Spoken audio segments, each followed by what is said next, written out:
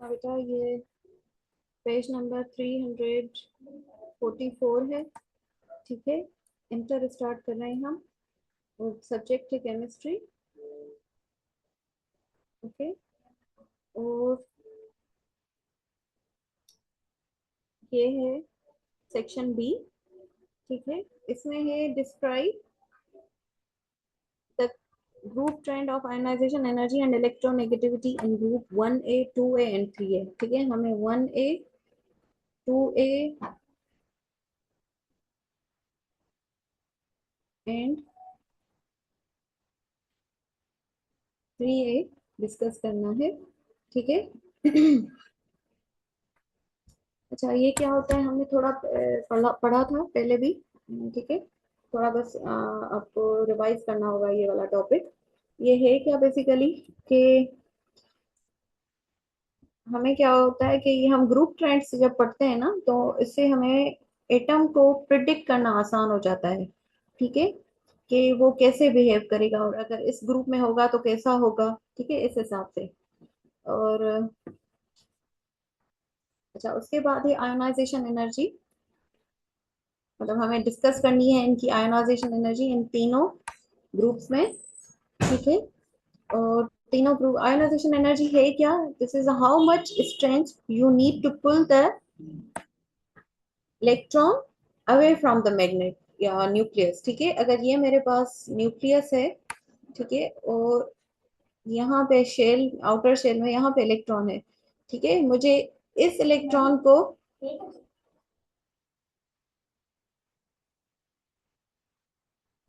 अच्छा, white colour जा नंढड़ा towel हिते रखिया। हा, उहे उन्हनि कयो आहे न एराम आहिनि, त उहे उहे करे छॾी।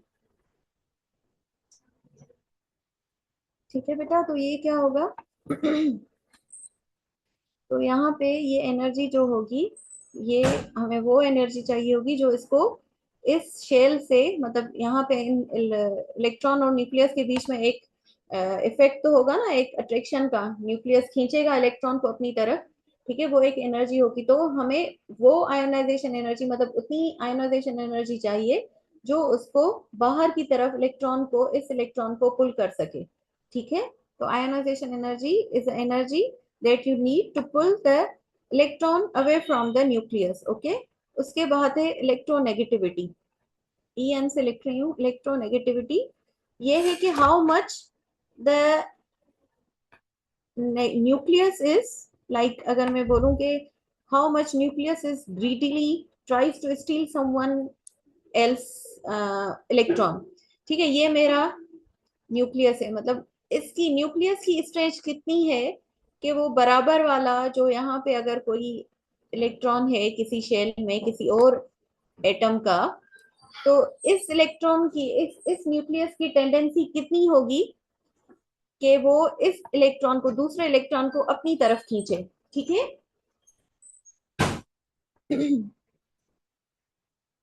अच्छा, यहाँ पे क्या होता है, जैसे हम ग्रुप 1A 2A और 3A में नीचे जाते हैं, डाउनवर्ड मूव करते हैं, तो क्या होता है, चेंज आना शुरू हो जाता है। ठीक है, ग्रुप 1A है अल्कली मेटल्स। ठीक है, ये आपको याद करना पड़ेगा, ये थ्योरी है, थोड़ा थोड़ा मैं ऊपर ऊपर से बता रही हूँ, अल्कली मेटल्स है। ठीक है, सही, अल्कली मेटल्स है। जात्रोपा खोल खोले हा इहो बि हितां हितां पासनि खां बि खोल ॾियईं, इहो बि खोल ॾियईं, रबड़ कढ ॾियईं। हाँ, बस सवाल थी। ठीक है बेटा, तो यहाँ पे क्या होगा, 1A जो है उसको हम अल्कली मेटल्स बोलते हैं, 2A को हम बोलते हैं अल्कलाइन अर्थ मेटल्स, और 3A जो होता है alkaline earth metal 2 and 3A को बोलते हैं। ठीक है। अच्छा, मैं यहाँ पे अगर मैं बना सकूं तो मैं ऐसे बनाऊंगी कि जैसे ही हम यहाँ से नीचे जाते हैं, तो जो एटॉमिक साइज है तो वो बढ़ती है, मतलब एटॉमिक रेडियस इंक्रीज होता है। ठीक है, जैसे हम नीचे जाएंगे एटॉमिक रेडियस इंक्रीजेस। ठीक है, एरो मतलब इंक्रीज हो रहा है, और जैसे हम गोइंग डाउन। ठीक है, और लेफ्ट टू राइट भी, अच्छा मतलब यहाँ पे मैं यहाँ पे एक, यहाँ पे जो हमारा पहला हाइड्रोजन है वो इतना होगा, लिथियम थोड़ा बड़ा, ठीक है, उसके बाद सोडियम है उससे थोड़ा बड़ा, पोटाशियम उससे थोड़ा बड़ा, ठीक है। जैसे जैसे हम नीचे नीचे आते जाएंगे उनकी साइज बढ़ती जाएगी, और जैसे ही हम we will move from left to right, तो इनकी जो साइज होगी वो कम होती जाएगी, ठीक है। लेफ्ट टू राइट साइज कम होगी, ठीक है, साइज डिक्रीजेस, और टॉप टू बॉटम हम चाहेंगे तो साइज इंक्रीज होगी, मतलब एटॉमिक रेडियस बढ़ेगा। अच्छा, यहाँ पे क्या होता है, जैसे ही हम नीचे जाते हैं ग्रुप में, तो जो एटम होता है वो लार्जर मतलब बड़ा होता जाता है, तो क्या होता है, तो उसके लेयर्स बढ़ते जाते हैं, ठीक है। अभी जैसे ये है, इसका जो लेयर होगा वो इतना होगा, इसके अंदर मतलब न्यूक्लियस ये है तो इसका लेयर इतना होगा, तो यहाँ पे न्यूक्लियस तो इसका लेयर इतना बड़ा, मतलब बड़ा होता जाएगा, मतलब इनके लेयर जो भी लेयर भी होंगे ना, एक ओवरलैप करते जाएंगे। फॉर एग्जांपल यहाँ पे ये न्यूक्लियस है, इसकी साइज ये दो इसके शेल्स हैं, ठीक है। अगर इसका साइज बड़ा होगा तो शेल्स भी बड़े होंगे, मतलब इसका जो लेयर्स होंगे वो भी बढ़ते जाएंगे, ठीक है। और सबसे बाहर वाले जो होगा, बाहर वाला लेयर जो होगा उसमें इलेक्ट्रॉन की एक्सचेंज और एक्सचेंज होती है कि एक्सेप्ट करे या किसी को डोनेट करे, ठीक है। तो दूसरे स्टेप में हम क्या करते हैं, आयनाइजेशन एनर्जी। आयनाइजेशन एनर्जी को बेटा हम पुल स्ट्रेंथ भी बोलते हैं, ठीक है। Ionization energy is the pull strength, ठीक है, कि इलेक्ट्रॉन को अपनी तरफ कितना खींचती है, ओ सॉरी, इलेक्ट्रॉन कितनी एनर्जी से बाहर निकल सकता है, ठीक है। अच्छा, उसके बाद है ट्रेंड, जैसे हाँ ट्रेंड को डिस्कस करते हैं, तो ट्रेंड जैसे यहाँ पे आयोनाइजेशन एनर्जी जो होगी वो डिक्रीज होगी जैसे हम नीचे जाएंगे, ठीक है, क्योंकि आउटर जो इलेक्ट्रॉन होंगे वो इजियर होते जाएंगे, जैसे साइज बड़ा होता जाएगा तो बाहर वाला जो इलेक्ट्रॉन होगा उसके लिए हमें कम एनर्जी चाहिए बाहर निकलने के लिए, उसको निकालने के लिए, ठीक है। तो जैसे हम डाउनवर्ड जाएंगे वैसे हमें आयोनाइजेशन एनर्जी भी कम मिलती जाएगी, ठीक है, उसकी आयोनाइजेशन एनर्जी कम होती जाएगी। और जो इलेक्ट्रॉन नेगेटिविटी होगी, अगर इलेक्ट्रॉन नेगेटिविटी को मैं ग्रीड फैक्टर करूं, ठीक है, इलेक्ट्रॉन नेगेटिविटी मतलब कि न्यूक्लियस चाहे मेरे पास और इलेक्ट्रॉन आ जाएं, मतलब उसको एक ग्रीडीनेस हो, लालच हो उसको, ठीक है।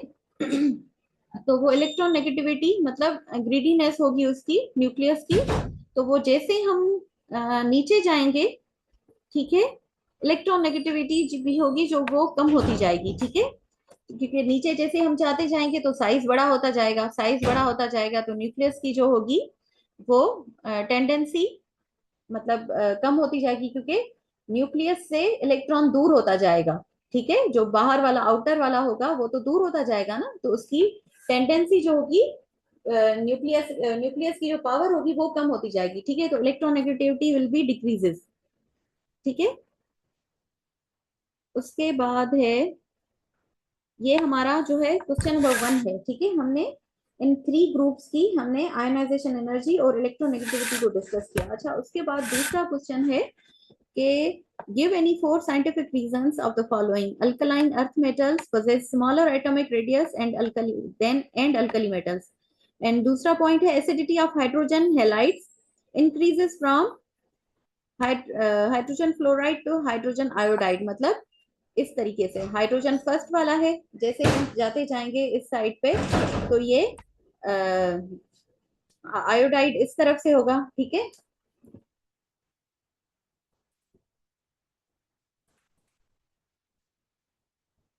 ठीक है। तो ये क्या होगा, रिकॉर्डिंग में। अच्छा, अब इसके रीजन है कि भाई why alkaline earth metals, alkaline earth metals क्या है, 2A ग्रुप है, ठीक है।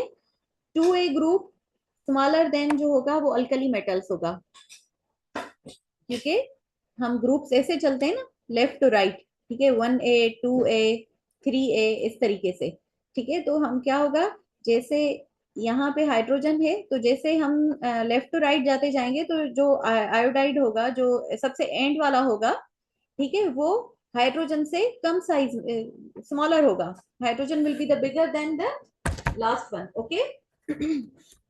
उसके बाद है रीजन नंबर वन, ये है, ठीक है। अच्छा, ये क्यों है, सॉरी, रीजन नंबर वन अभी मैं बताऊंगी, ठीक है। ये क्यों है, क्योंकि बेटा जो मैग्नेटिक पावर होगी न्यूक्लियर चार्ज की, वो एटम की वो चेंज होगी, ठीक है। जो एटम्स होंगे ग्रुप ए, 2A में, वो क्या होंगे, उनके उनके पास ज्यादा प्रोटॉन्स होंगे, ठीक है। उनके पास प्रोटॉन जो होंगे वो पॉजिटिव वाले जो होंगे वो ज्यादा होंगे, ठीक है। पॉजिटिव चार्ज होगी सेंटर में, तो जो as compare to the atoms in the group 1A, तो ये जो हमारा 2A होगा वो ज्यादा जो होगा वो स्ट्रॉन्गर मैग्नेटिक फोर्स होगी उनके 2A में, ठीक है। अच्छा, रीजन नंबर टू है तो जो ये होता है बिग स्क्यूज जिसको हम बोलते हैं,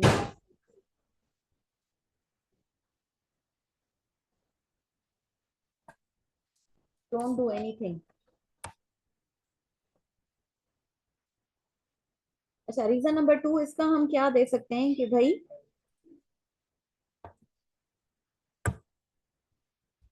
जितना ज्यादा हम किसी चीज को निचोड़ेंगे, ठीक है, जो छोटी होगी, उतना ज्यादा जो होगा उसका मैग्नेटिक फोर्स जो होगा वो स्ट्रांग होगा, उसकी आउटर पुल जो होगी वो स्ट्रांग होगी, ठीक है।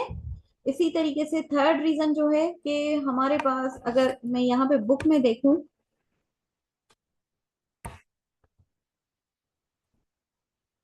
The bond length of hydrogen halides increases down the group, ठीक है, while the bond strength decreases down the group, क्योंकि साइज इंक्रीज हो रही है, ठीक है। So the hydrogen can be easily produce by the dissociation of acids, ठीक है। डिसएसोसिएशन ऑफ एसिड क्या होगी, जैसे एसिड के साथ रिएक्ट करेगा, मतलब हाइड्रोजन किसी कंपाउंड में होगा तो वो हाइड्रोजन अलग से रिएक्ट, मतलब ऐसे प्रोटॉन प्रोड्यूस करेगा, हाइड्रोजन पॉजिटिव, ठीक है। तो उसके बाद है hydrogen fluoride molecules have smallest bond length and the highest bond strength, ठीक है। बॉन्ड लेंथ मतलब इनकी साइज छोटी होगी, लेकिन इनके अंदर जो कैपेसिटी होगी इलेक्ट्रॉन को होल्ड करने की, बॉन्ड स्ट्रेंथ जो होगी वो सबसे ज्यादा होगी, which makes the release of proton difficult and makes it least acidic, while HCl molecule has a large bond length and less bond strength, so it can produce hydrogen proton, ठीक है। वो जिसकी बॉन्ड स्ट्रेंथ कम होगी वो जल्दी से electron lose करेगा और प्रोटॉन को रिलीज करेगा इजीली। सो इलेक्ट्रॉन को लूज करेगा तो खुद प्रोटॉन बन जाएगा, ठीक है, क्योंकि इलेक्ट्रॉन निकल गया, हमारे पास क्या बचेगा पीछे, सिर्फ पॉजिटिव चार्ज बचेगी, ठीक है, क्योंकि न्यूक्लियस तो न्यूट्रल है। न्यूक्लियस में जो है वो न्यूट्रॉन और प्रोटॉन है, जो न्यूट्रॉन है वो तो न्यूट्रल है, तो हमारे पास सिर्फ पॉजिटिव चार्ज बचेगी जब हमारा इलेक्ट्रॉन निकल जाएगा, ठीक है। उसके बाद है ionization energy decreases from top to bottom in S block elements, ठीक है। जैसे हम यहाँ पे लिखा हुआ है while moving down in the group, जैसे हम डाउन जाएंगे तो atomic number increases, atomic number increase होता है, मतलब उसके उसके अंदर जो इलेक्ट्रॉन्स होते हैं वो ज्यादा होते जाते हैं, साइज बढ़ती जाती है, ठीक है। Number of shells also increases, the outermost electrons are far away from the nucleus, तो उसकी स्ट्रेंथ भी कम होगी न्यूक्लियस की, ठीक है, thus can be removed easily. The second factor that decreases the ionization energy is shielding effect due to an increased number of shells as we move down the group, ठीक है। उसके बाद है ligands are generally called Lewis bases,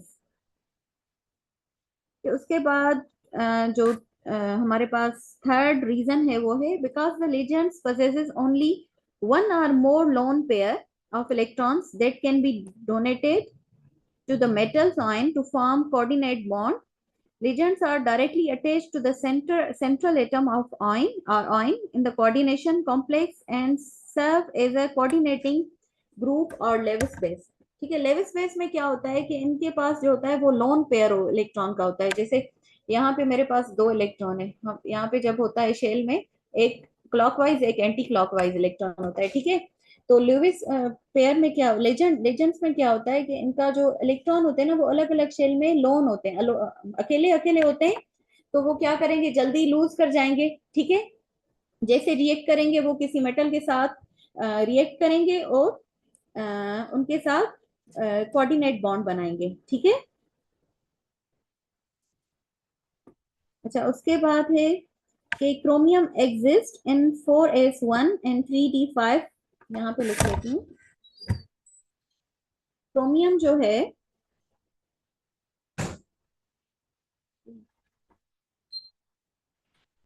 chromium exist in 4s1। ठीक है, ये हमने configuration की है, थोड़ी रिपीट करने की जरूरत होगी। ठीक है, आगे आएगा तो हम उसको इस वाली कन्फिग्रेशन को भी रिपीट करेंगे। Configuration but not in 4s2d4, 3d4। अच्छा, ये क्यों है? ये मैं आपको इस बुक वाला भी पढ़ती हूँ, मैं खुद भी आपको बताती हूँ। Because chromium exhibits a unique electronic configuration which is 4s1 3d5 instead of the expected 4s2 and 3d4 due to the stability of half filled। देखें, हमने एक टॉपिक पढ़ा था कि या तो जो शेल हो वो तो या हाफ फिल्ड हो या फुली फिल्ड हो। ठीक है, एक तो हाफ फिल्ड भी स्टेबल होते हैं। ठीक है, और दूसरे जो फुल फिल्ड होते हैं, मतलब यहाँ पे एक पेयर बना रहे हैं। ठीक है, ये एक पेयर, ये दो पेयर। ठीक है, तो ये कंप्लीट पेयर है अगर, तो ये भी स्टेबल है। अगर ये एक है, मतलब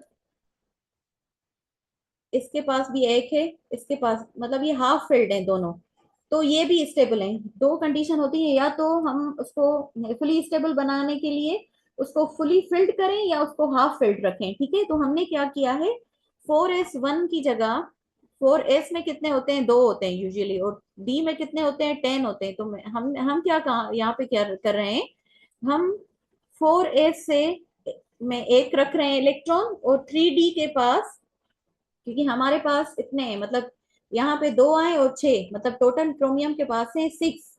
ठीक है, तो या तो मैं एस को पूरा करूं और डी को 4 दूं। ठीक है, लेकिन हम यहाँ पे क्या कर रहे हैं, दोनों को हाफ फिल्ड कर रहे हैं। ठीक है, 3d जो होगा उसको हम 5 बना रहे हैं, मतलब 10 का हाफ जो होगा 5 होगा, ये भी फुली फिल्ड, सॉरी स्टेबल हो गया। और ये मतलब हाफ हाफ कंडीशन में भी स्टेबल हो गया। और ये एस में भी जो होते हैं टोटल दो होते हैं। ठीक है, तो यहाँ पे हमने एक रख के इसको भी हाफ फिल्ड और स्टेबल बना दिया। ठीक है, तो ये चौथा वाला रीजन ये है।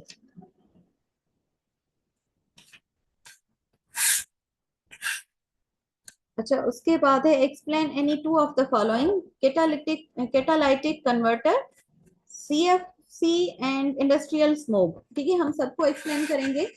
ये क्वेश्चन नंबर 3 है। ठीक है, तो कैटालिटिक कन्वर्टर क्या होता है? The catalytic converter is a device used in automobiles to convert harmful chemical produced during the internal combustion of engines into the less harmful or non harmful substances। okay, मतलब जो हमारी engines होती हैं automobiles, गाड़ियों वगैरह में, उनमें क्या होती है, कंबस्शन होती है। जब हमारा फ्यूल बर्न होता है तो कंबस्शन होती है, मतलब फ्यूल क्या होगा, यूटिलाइज होगा एनर्जी में, तो कंबस्शन होती है। तो उस कंबस्शन जब होगी तो हार्मफुल या कुछ ऐसे सब्सटेंसेस पैदा होंगे जो हमारे इन्वायरमेंट को खराब करेंगे या गाड़ी को भी नुकसान पहुंचाते हैं। ठीक है, तो कैटालिटिक कन्वर्टर क्या होता है कि उसके अंदर एक मिक्सचर होता है मेटल्स का, जैसे प्लेटिनियम एर और प्लेडियम। ठीक है, जो एज अ कैटलिस्ट सर्व करते हैं। ठीक है, और ये क्या करते हैं, the burning of gasoline in a car engine results in the formation of carbon monoxide. ठीक है, मतलब जब भी गाड़ी चलेगी तो क्या निकलता है, कार्बन मोनोऑक्साइड निकलता है। ठीक है, तो और nitric oxide and various unburned volatile hydrocarbons. ठीक है, ये जब कंबस्शन होती है पेट्रोल की, तो हमारे पास कार्बन मोनोऑक्साइड, नाइट्रोजन ऑक्साइड और दूसरे जो होते हैं ना वोलेटाइल हाइड्रोकार्बन्स, वो बनते हैं। ठीक है, जो पोल्यूशन का सबब बनते हैं, एटमॉस्फेयर को खराब करने का सबब बनते हैं, जो जिसका डायरेक्ट इम्पैक्ट जो होता है वो लाइफ पे होता है। To solve this issue modern car engines are equipped with catalytic converters. Therefore the main targeted pollution of catalytic converter is air pollution. ठीक है, आप ये याद रखें कि बस कैटालिटिक कन्वर्टर का जो मेन एम होता है वो पोल्यूशन को कम करना होता है, और जो हार्मफुल सब्सटेंसेस या वोलेटाइल जो पोल्यूटेंट निकल रहे हैं उनको रिड्यूस करता है। ठीक है, अच्छा ये तो मुझे नहीं लगता पाकिस्तान में अभी तक आई है या होगी, आई डोंट नो। ठीक है, उसके बाद है क्लोरोफ्लोरोकार्बन, ठीक है, जिसको हम CFC बोलते हैं। Chlorofluorocarbon is a highly stable gas used as a coolant in refrigerations and also as repellent in aerosol spray। ठीक है, ये क्या होता है कि जो फ्रीजर में कूलेंट, मतलब जब हम किसी चीज को ठंडा करने के लिए रेफ्रिजरेटर में रखते हैं, तो ये रेफ्रिजरेटर के प्रोसेस में ये इन्वॉल्व होती हैं, carbons.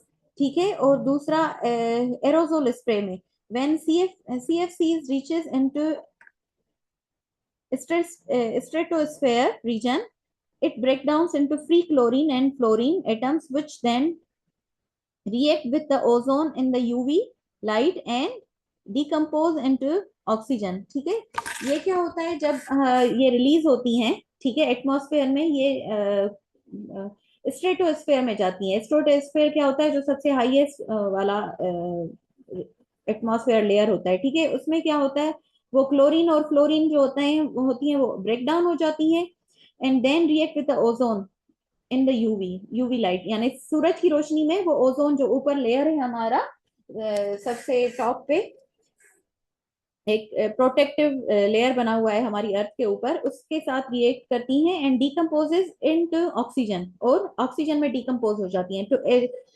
Address the problem of CFCs causing ozone depletion, मतलब ये जो होंगी ओजोन को नुकसान पहुंचा रही हैं, तो हम क्या, साइंटिस्ट ने क्या किया, हमने तो नहीं, साइंटिस्ट ने क्या किया, have been working on developing alternatives to CFCs in order to prevent further damage to ozone layer। The best alternative is hydrofluorocarbon HFCs। ठीक है, हमने जितना भी है ना, कार्बन को कम किया है, क्लोरीन और कार्बन को, ठीक है, ओ सॉरी, कार्बन को कम किया है, और उसको हमने हाइड्रोफ्लोरोकार्बन के साथ रिप्लेस किया है, which do not have chlorine and do not contribute to ozone depletion। उसके बाद है थर्ड, इंडस्ट्रियल स्मोक। अच्छा, इंडस्ट्रियल स्मोक क्या होगी, smoke is a type of air pollution and term smoke is a combination of smoke and fog. ठीक है, एक तो होता है धुआं, एक होती है फोग। मतलब फोग क्या होती है, जैसे धुंध, ठीक है, धुआं और धुंध जो साथ में होती है ना, उसको हम बोलते हैं स्मोक। ठीक है, is a mixture of sulphur oxide, aerosols and volatile organic compounds। It forms a brown yellow layer usually in the industrial areas. अच्छा, आप जब भी आप कहीं ट्रेवल कर रहे हो, कहीं पे इंडस्ट्रियल वगैरह, जैसे आप कोरंगी, अगर कहीं कोरंगी में इस साइड पे आपको जाना हो, तो आप देखिए, जहाँ वहां पे जब इंडस्ट्रीज होती हैं, जो उनकी जो होती है ना, एक बड़ी सी एक चिमनी बनी होती है जिससे धुआं निकल रहा होता है, तो उसके आसपास में आप देखेंगे एक ग्रे और येलो कलर का आपको निकलता हुआ नजर आएगा। ठीक है, तो ये क्या होती है, वो होती है इंडस्ट्रियल स्मोक, जो ऑब्वियसली हमारे एटमॉस्फेयर के लिए खराब होती है। ठीक है, और फॉर्मेशन ऑफ स्मोक क्या होती है, some industries release sulphuric dioxide when burning coal and oil, while other introduce harmful solid particles like metal oxide, salt particles and even soil into the air। The mixing of these harmful substances contributes to the formation of smoke। ठीक है, तो क्या होता है जब industrial में, मतलब जरूर, जैसे मैंने पहले आपको बताया, इंजन चलेगी, मतलब किससे चलेगी, हम यूजुअली कोल या पेट्रोल गैस ये यूज करते हैं। ठीक है, तो जैसे ये बर्निंग होती है, तो क्या रिलीज होता है, हमारा सल्फर डाइऑक्साइड रिलीज होता है। ठीक है, जो क्या, और कुछ कुछ तो क्या करते हैं, मेटल ऑक्साइड भी रिलीज करते हैं, जो even soil and salt particles, oh metal oxide भी रिलीज करते हैं, salt particles and even soil in the air. तो ये तो बहुत ही, मतलब ऑब्वियसली अगर हवा में हम मिट्टी मिलाएंगे तो क्या होगा, एक तो धुंध छाएगी, पोल्यूशन बढ़ेगी। ठीक है, the mixing of these harmful substance contribute to the formation of smoke. ठीक है, उसके बाद है what is bleaching powder, right its preparation and properties. अच्छा, bleaching powder is also known as calcium hydro, sorry, hypochloride, CA यहाँ पे है, मैं लिख रही हूँ, कैल्शियम, इसके आपको फार्मूला याद होने चाहिए, कभी कभी नहीं देते, मतलब देते तो हैं, मतलब इसमें जैसे लिखा हुआ है, ठीक है, लेकिन हमें याद होना जरूरी है, उसमें भी आ सकता है, क्या बोलते हैं, MCQs में। ठीक है, ये O है, ये यहाँ पे इसका मसला जूम के जो है ना कि बोर्ड का मसला ये इसमें सही लिखते नहीं है। ठीक है, तो ये है calcium, calcium hypochlorite Cl2 is a white amorphous powder having a smell of chlorine। ठीक है, ये आप अगर ब्लीचिंग पाउडर अभी आप कभी आपने देखा हो तो ये इसकी ब्लीच की तरह मतलब एक पंजेंट स्मेल होती है जो आपके नाक को एकदम से लगती है। ठीक है, अंदर तक घुस जाती है। This chemical compound is widely used as bleaching agent and disinfectant. हम दिस जर्म्स को मारने के लिए और दाग धब्बों को मिटाने के लिए हम ब्लीचिंग पाउडर यूज करते हैं। प्रिपरेशन क्या होती है इसकी commercially? It is prepared by Hasenclever process. ये एक प्रोसेस है जिसका नाम है Hasenclever process. Dry slaked lime is fed into the Hasenclever plant from the most upper cylinder. ठीक है, इसकी फिगर नहीं है और मेरे पास इस वक्त बुक भी नहीं है कि मैं आपको फिगर बना के समझाऊं। ठीक है, तो the slaked lime is moved. Slaked lime क्या है? हमारा कैल्शियम हाइड्रोक्साइड, उसको हम स्लेट लाइन बोलते हैं। Move forward by revolving blades of rotating shaft. ठीक है, chlorine gas is pass from the lower cylinder which rises up to the upper. हम क्या कर रहे हैं? हम स्लेट लाइन जो हमारा कैल्शियम हाइड्रोक्साइड है उसको ब्लेड में घुमा घुमा के और नीचे से हम क्लोरीन गैस जब पास करते हैं तो क्या होता है? वो आपस में रिएक्ट करती हैं और हाइड्रोजन जो होता है, जो कैल्शियम हाइड्रोक्साइड जो होगा स्लेट लाइन, उससे हाइड्रोजन और ऑक्सीजन मतलब पानी अलग हो जाता है और कैल्शियम और ऑक्सीजन और क्लोरीन आपस में रिएक्ट करते हैं और हमें मिलता है कैल्शियम हाइपोक्लोराइड। ठीक है, तो ये होता है हमारा ओ, उसका प्रोसेस। ठीक है, physical property of bleaching. Bleaching powder has a dirty white appearance. ठीक है, डर्टी तो अभी यहाँ पे क्यों लिखा हुआ है क्योंकि वो मुझे नहीं पता डर्टी का यहाँ पे इस पॉइंट पे क्या है, लेकिन ब्लीचिंग पाउडर बिल्कुल टोटली वाइट होता है और थोड़ा जैसे एमोर्फस मतलब उसका हर स्ट्रक्चर ऐसे होता है कि वो हम मैं ऐसे नहीं एक्सप्लेन कर पा रही, सही मुझे अल्फाज नहीं मिल रहे, लेकिन अलग अलग मतलब वो ऐसे होते हैं कि आप हाथ में लेंगे तो वो आपको टेल्कम पाउडर की तरह नहीं लगेगा। ठीक है, टेल्कम पाउडर अगर कभी आपने हाथ में लगाया हो तो वो बिल्कुल सॉफ्ट होता है, लेकिन ये सॉफ्ट नहीं होता। ठीक है, और it has a distinct chlorine adore. ये मैंने आपको बताई कि ऐसी खुशबू होती है कि एकदम से नाक में घुस जाती है। It is soluble in water, water soluble होती है, पानी में डालेंगे तो हल हो जाएगी। ठीक है